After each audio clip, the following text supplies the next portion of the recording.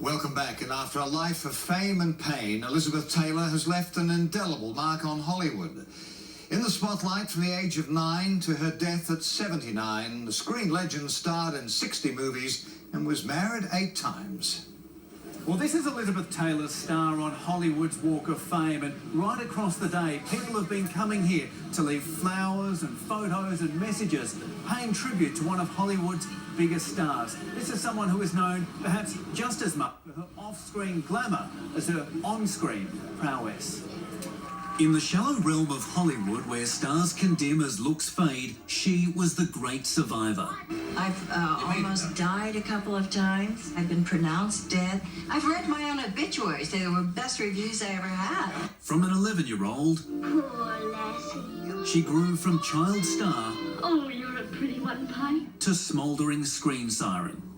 On your knees. Her eyes turned others green with envy. Thank you with all my heart. She won Oscars for Butterfield 8 and Who's Afraid of Virginia Woolf. I am not a monster. She twice married and divorced co-star Richard Burton, the diamonds as big as the relationship was rocky. I think having a fight, an out-and-out, outrageous, ridiculous fight, is one of the greatest exercises in marital togetherness. There were 6 others. I, along with the critics, have never taken myself very seriously.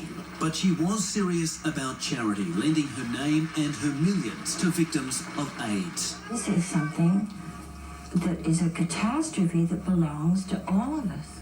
She was also a loyal friend through difficult times. In later life, she dreamed of finding love again. How's your love life? Wouldn't you like it? And even joked about what she'd like on her headstone. Here lies Elizabeth. She hated being called Liz. But she lived. Dame Elizabeth Taylor was 79. One of the superstar's biggest fans lives here in Albert Park, and over the decades has amassed an unrivaled collection of now priceless memorabilia. Reliving the memories is helping Wayne Griffin celebrate the life of his lost idol. What a dope. As Australia's biggest Elizabeth Taylor fan, and maybe the world's, he has more than 10,000 pieces in a collection that spans the legend's career. There's a dress from Cleopatra she wore in Cleopatra. There's a dress she wore in 1942 from her first movie before she became famous. Each item linked to a unique story, studied with loving precision.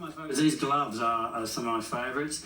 Black lycra gloves worn by Elizabeth Taylor in Butterfield 8, and also I believe used to sign her Cleopatra contract in 1963. Inspired by a postcard in 1986, he began his treasure hunting, building a rapport with Miss Taylor, whose letters would often uncannily arrive on Fridays. But now he says her passing signifies the end of an era.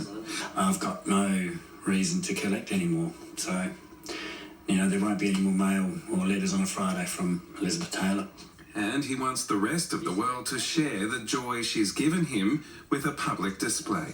There's no one else like her, and we can't look to anyone to replace her either. Raquel Everly, 10 News. It's likely to prove